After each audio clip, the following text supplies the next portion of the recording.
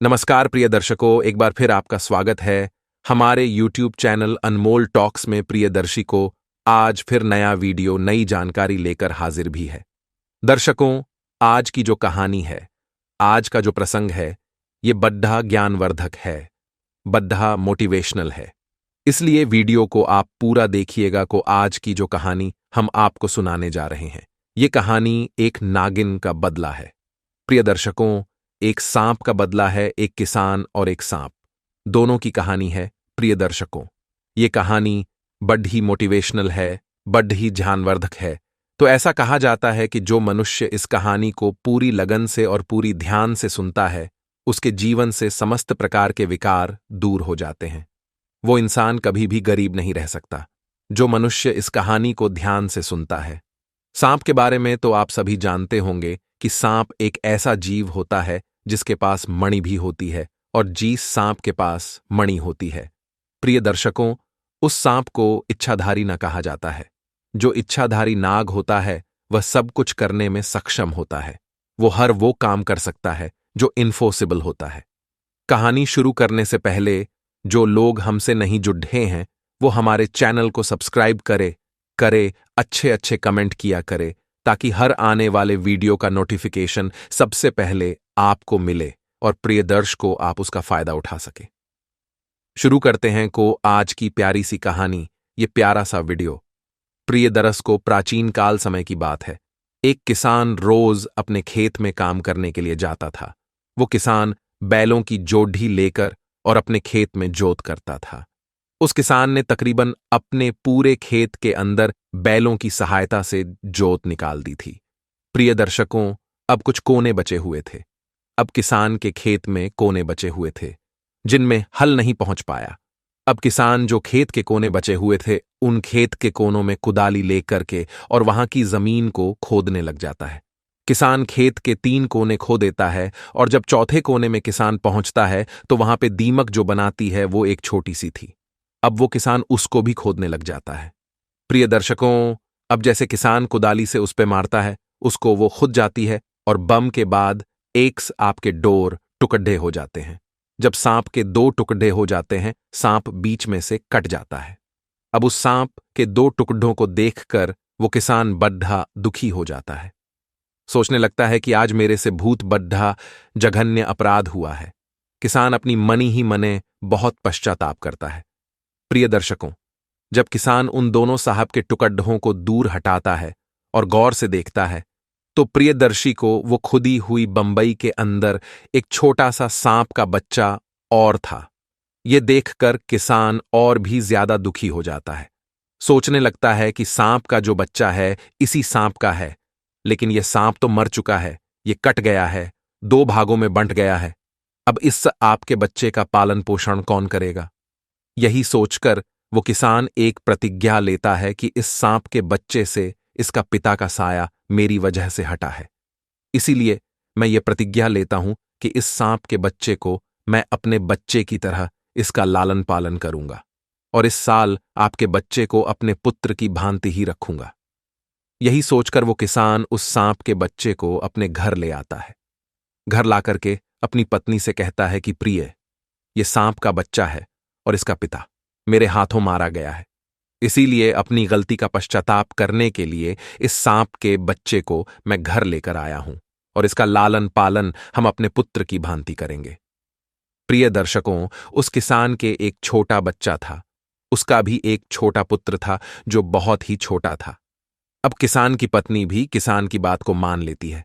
वो भी बहुत भोलेपन की थी, बहुत सीधी थी। तो जैसे किसान कहता है तो किसान की पत्नी मान लेती है और अपने पति से कहने लगती हैं कि ठीक है पिया जी, एक तो हमारा स्वयं का पुत्र है, दूसरा ये सांप का पुत्र है। इस सांप के पुत्र को भी हम अपने पुत्र की भांति प्रेम करेंगे, हमारी पुत्र की भांति इसको रखेंगे। जिस वक्त किसान के हाथों साफ मारा गया था, उस वक्त उसके अंदर सांप था और उसका बच्चा था। नागिन उसके अंदर नहीं थी को जब किसान उस आप के बच्चे को लेकर अपने घर आ जाता है तो पीछे से बुन्ना गिन उस पे आती है। तो नागिन देखती है कि उसका पति सांप 2 टुकड़ों में बंटा हुआ है और मरा हुआ पड्ढा है। ये देखकर नागिन बड्ढी दुखी होती है, विलाप करती है। चिल्ल आती है प्रिय दर्शकों। लेकिन कुछ नहीं होने वाला था। अब वो नागिन उसके अंदर घुसती है और उसके बच्चे की तलाश करती है, तो प्रिय को उस नागिन को उसका बच्चा भी नहीं मिलता है। अब वो नागिन और भी ज्यादा दुखी हो जाती है, बहुत रोती है, चिल्लाती है, करती है, क्योंकि अब उस नागिन का पूरा परिवार ही उजड़ गया था। एक तो उसका पति मारा गया, दूसरा उसका पुत्र नहीं मिल रहा था। अब वो नागिन सोचने लगती है कि जिसने भी मेरे पति को मारा है उसी ने शायद मेरे पुत्र को भी मार दिया है। यही सोचकर नागिन खूब जोर जोर से रोती है, खूब चिल्ल आती है, लेकिन नहीं तो उसका पति जीवित होता है और ना ही उसको उसका पुत्र मिल पाता है। प्रिय दर्शकों, अब अंत में जाकर के नागिन भी एक प्रतिज्ञा लेती है। अपने पति की मारी हुई लाश के समक्ष जाकर एक प्रतिज्ञा लेती है और नागिन प्रतिज्ञा इस तरह की करती है, जिसने भी मेरे पति को मारा है और मेरे पुत्र को मारा है उसका भी मैं वंश खत्म कर दूंगी, उसके परिवार में एक को भी जिंदा नहीं छोड़ूंगी। इस तरह की प्रतिज्ञा नागिन ले लेती है। अब प्रिय को इस तलाश में लग जाती है कि मेरे पति और मेरे पुत्र का हत्यारा कौन है, उसका कातिल कौन है।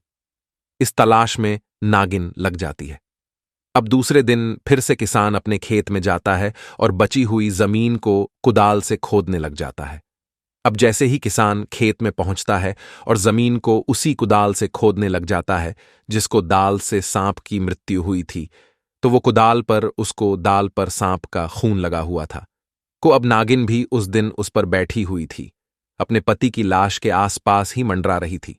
अब जैसे किसान उसको लेकर के और जमीन खोदने लगता है तो उस नागिन की नजर उस पर चली जाती है और कुदाल को देखती है कि उस पर खून लगा हुआ है।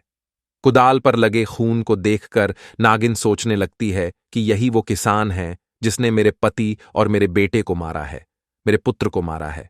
अप्रिय दृश्य को अब नागिन को यह पता चल जाता है कि उसका पुत्र और उसके पति का कातिल कौन है। प्रिय दर्शकों, अब नागिन अपनी प्रतिज्ञा पूरी करने में लग जाती है। अब नागिन सोचने लगती है कि सबसे पहले इस किसान के घर का पता लगाऊंगी, उसके बाद यह पता लगाऊंगी किसके परिवार में कितने सदस्य हैं, उसके बाद एक एक को डंसना शुरू करूंगी, एक एक को गिन गिन के मृत्यु के घाट उतार दूंगी। इस तरह की एक रणनीति नागिन बना लेती है। प्रिय दर्शकों, अब जैसी वो किसान शाम के वक्त खेतों में से काम बंद करके और अपनी घर की तरफ लौटता है, अपने घर को जाता है, तो प्रियदर्शी को उस किसान के पीछे पीछे वो नागिन भी किसान के घर की तरफ रवाना हो जाती है। अब जैसे ही किसान अपने घर के अंदर जाता है तो फिर इधर उसको नागिन भी उस किसान के पीछे पीछे उसके घर तक पहुंच जाती है। अब किसान घर के अंदर घुस जाता है, किसान की पत्नी दरवाजा बंद कर देती है, नागिन बाहर रह जाती है। अब नागिन किसान के घर के अंदर प्रवेश करने के लिए जगह ढूंढती है, लेकिन उसको कहीं पे भी जगह नजर नहीं आती है। प्रिय दर्शकों, अब नागिन पास में ही पड़ी है एक कुड्ढे कचरे में घुस के बैठ जाती है और इंतजार करती है कि किसान कब अपने घर के दरवाजे को खुलेगा और कब मैं इसके घर के अंदर प्रवेश करूं। प्रियदर्शी को कुछ ही देर बाद में फिर से किसान की पत्नी अपने घर के दरवाजे को खोलती है और कुछ काम के लिए घर से बाहर चली जाती है। प्रिय दर्शकों, इसी मौके का फायदा उठाकर नागिन किसान के घर के अंदर जाती है।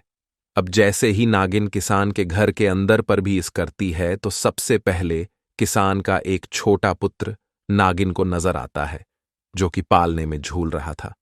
अब नागिन सोचने लगती है कि क्यों ना इस किसान के पुत्र को सबसे पहले खत्म करूं, ताकि इसको ये पता चले कि पुत्र का वियोग होता क्या है। यही सोचकर बोला गिन किसान के पुत्र के पालने की तरफ जाती है और पालने पे चराच करके किसान के पुत्र को डस जाती है और प्रियदर्श को किसान के पुत्र को डसने के बाद किसान के घर से बाहर निकल जाती है। अब जैसी नागिन किसान के घर से बाहर निकलती है तो किसान की नजर नागिन पर PDDDH जाती है।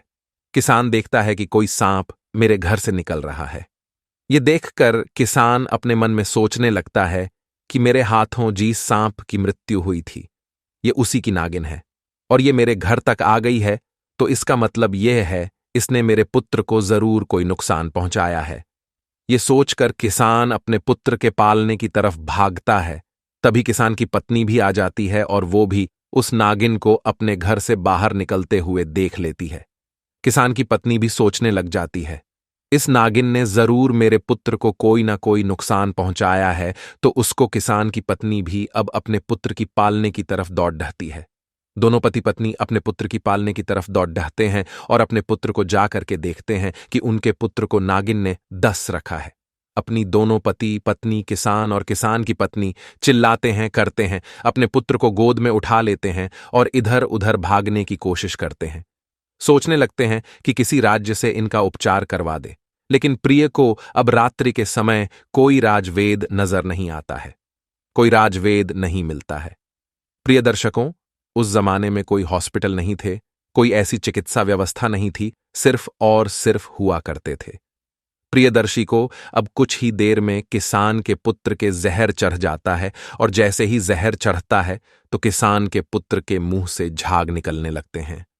आंखें नीली पडस जाती है, पूरा बदन नीला पडस जाता है। धीरे धीरे किसान के पुत्र की प्राण पखेरु उड्डिश जाते हैं, वो खत्म हो जाता है। दोनों पति पत्नी खूब रोते हैं, चिल्लाते हैं, लेकिन अब क्या होने वाला है? प्रिय दर्शकों, अंत से किसान अपने पुत्र का दाग संस्कार कर देता है और अपने दिल पे एक पत्थर मार के विश्वास करता है।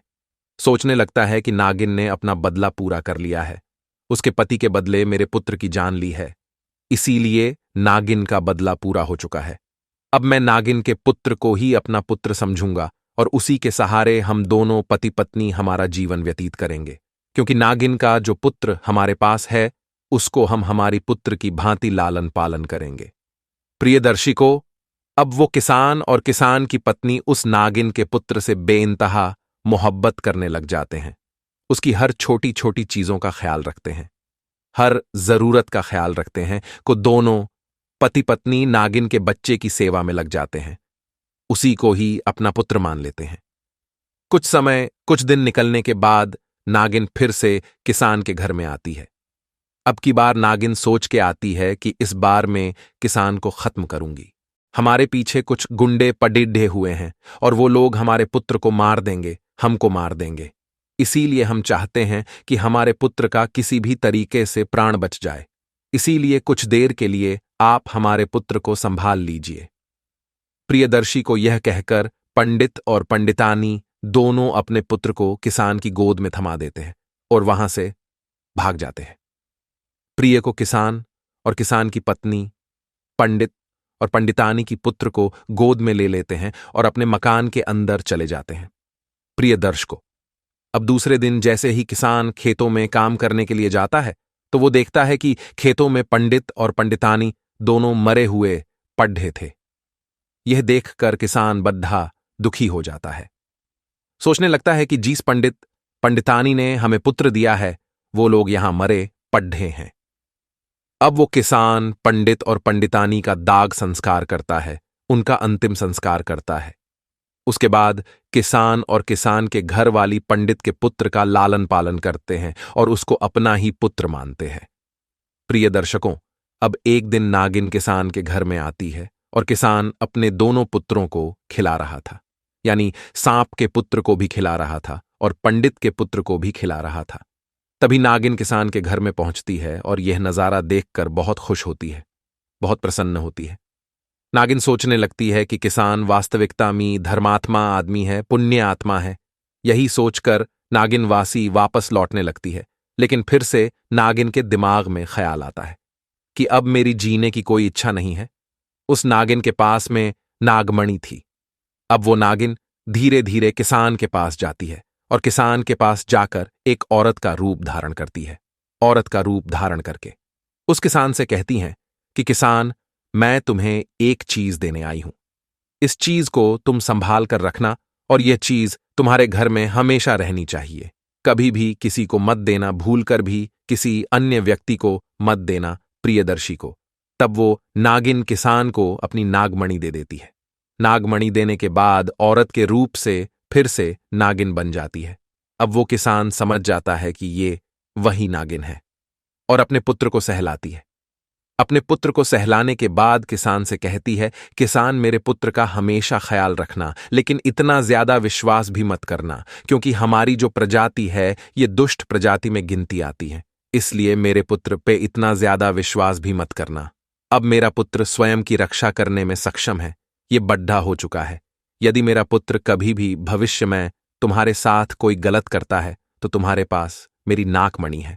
जब भी मेरा पुत्र किसी को यदि गलती से डस्ट भी ले तो इस नागमणि को उस स्थान पर रख देना।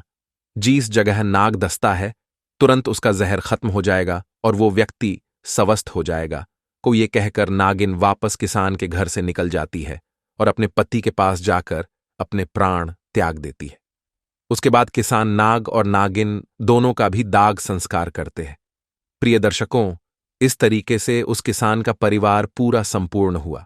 उसके बाद किसान पंडित के पुत्र और नागिन का पुत्र यानी नाग दोनों को अपना पुत्र की भांति प्रेम करते हैं। प्रिय दर्शकों को कुछ समय निकलने के बाद भी भगवान की भक्ति करने लग जाता है, भोलेनाथ की भक्ति करने लग जाता है और उसे भी एक नागमणि प्राप्त होती है। प्रिय दर्शकों, अब वो नागिन का पुत्र भी कभी मनुष्य के रूप में अपने माता पिता के पास आता यानी किसान के घर आता। इस तरीके से उनका जीवन व्यतीत होने लगा। उस किसान के घर में किसी की किसी चीज की कोई कमी नहीं रही। वो किसान हमेशा धर्म पुण्य में विश्वास रखता था। प्रियदर्शी को ये कहानियां समाप्त होती हैं। हम उम्मीद करते हैं कि आज की यह छोटी सी कहानी आप लोगों को भेद पसंद आई होगी।